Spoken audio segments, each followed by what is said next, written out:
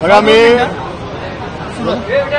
मी मुंबईमध्ये 1986 पासून या ठिकाणी येतोय आणि 30-35 वर्षापासून या आकाशवाणीच्या कॅन्टीनमध्ये आम्ही लंच किंवा जेवण त्या ठिकाणी घेत असतो।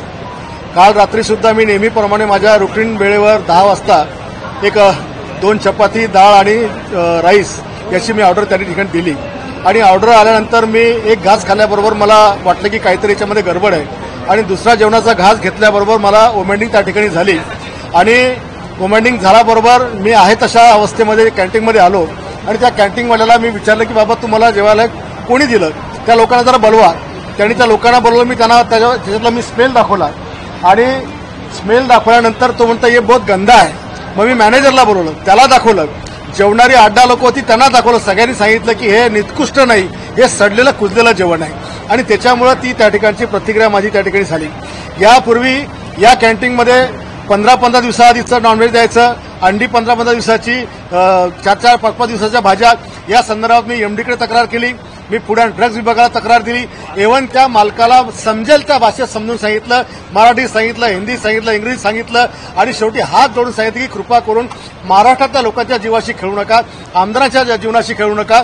आणि या कॅन्टीनमध्ये आज जर आपण विचार केला तर दिवसाला या अधिवेशनाच्या काळात 10,000 ग्रामीण भागातले अधिकारी असतील, कर्मचारी असतील, शेतकरी असतील, पक्षाचे कार्यकर्ते असतील, हे येतात आणि शासकीय कॅन्टीन आहे म्हणून आपल्याला जेवण स्वस्तात मिळेल या भावनेत त्या ठिकाणी जातात।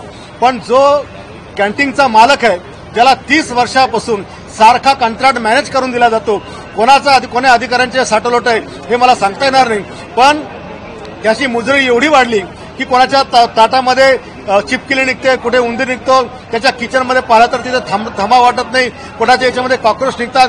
आणि आज मी जे काय काल घटना घडली याच्यानंतर सोशल मीडियावर किंवा मला फोन करून प्रत्येक जण सांगून आला की आमच्यासोबत या ठिकाणी असं घडलेलं आहे। पत्रकार देखील सांगतात की इथं जेवण चांगलं करायला मिळत नाही आणि त्याच्यामुळे ही माझी कालची रिएक्शन ही शिवसेनेच्या शैलीमध्ये होती। आज काही उभाटाच्या संजय राऊतनी माझ्यावर टीका करायचा प्रयत्न केला की ही यांची दादागिरी आहे, पण 10 वर्षापूर्वी राजन बिचारे ज्या वेळा दिल्लीमध्येच्या कॅन्टीनमध्ये त्यांना जेवायला चांगलं मिळालं नव्हतं, तेव्हा त्यांनी तिथला कॅन्टीनमधला जो वेटर होता त्याच्या तोंडामध्ये पोळी कोंबून त्याला मारलं होतं, तेव्हा या संजय राऊतला त्याच्या दिसलं नव्हतं का? म्हणजे तुमच्यासोबत झालं तर तुम्ही काय प्रतिक्रिया दिली तर ती चांगली आणि आम्ही काही रिॲक्ट झालो तर आम्ही त्या ठिकाणी दादागिरी केली, ही जी दुटप्पी भूमिका आज या उभाटाची आहे, तर त्याची काय मी पर्वा करत नाही। मला केलेल्या गोष्टीचा काही याच्यामध्ये अजिबात पश्चाताप नाही।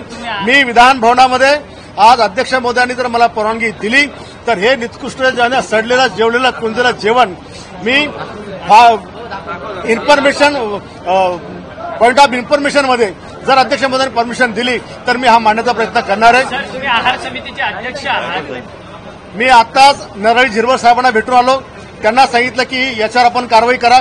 त्यांनी सांगितलं की यापूर्वी मी 3 महिन्याआधी 2-3 महिन्यापूर्वी याचा टेस्ट घेतल्या पण आतापर्यंत रिपोर्ट आला नाही। अशा प्रकारे जर रिपोर्ट अधिकाऱ्याकडे येत नसेल तर हे आपल्या सगळ्या लोकांच्या जीवनाशी खेळणं आहे। रात्री त्या समितीचे चेअरमन त्यांना देखील मी फोन केला, एमडीला मी त्या ठिकाणी फोन केला आणि ही सगळी व्यथा ही त्या ठिकाणी मी मांडली आणि आज महाराष्ट्रभर ज्या प्रतिक्रिया उमटून आल्या की हे जे या ठिकाणी जेवण मिळतात हे निकृष्ट दर्जाचं आहे आणि याच्यावर कारवाई झाली पाहिजे, तशा प्रकारची मागणी मी करणार आहे। हे सगळं बरोबर आहे, पण त्यांना मारहाण करणं हे कितपत योग्य आहे? मारहाण करणं कितपत योग्य आहे? ज्या वेळेला हात जोडून विनंती करून सगळ्या भाषेत सांगून जर वारंवार त्या चुका करत असतील तर माझी शिवसेनेची स्टाईल हीच आहे। तुम्ही आमदार आहे, तुम्हाला अधिकार आहे, आमदार जरी असलो तर मी माणूस आहे, आमदार जरी आला तर मी माणूस आहे आणि जर कोणी माझ्या जीवाशी खेळत असेल तर मला माझ्या जीवन रक्षणाचा मला पूर्णपणे अधिकार आहे।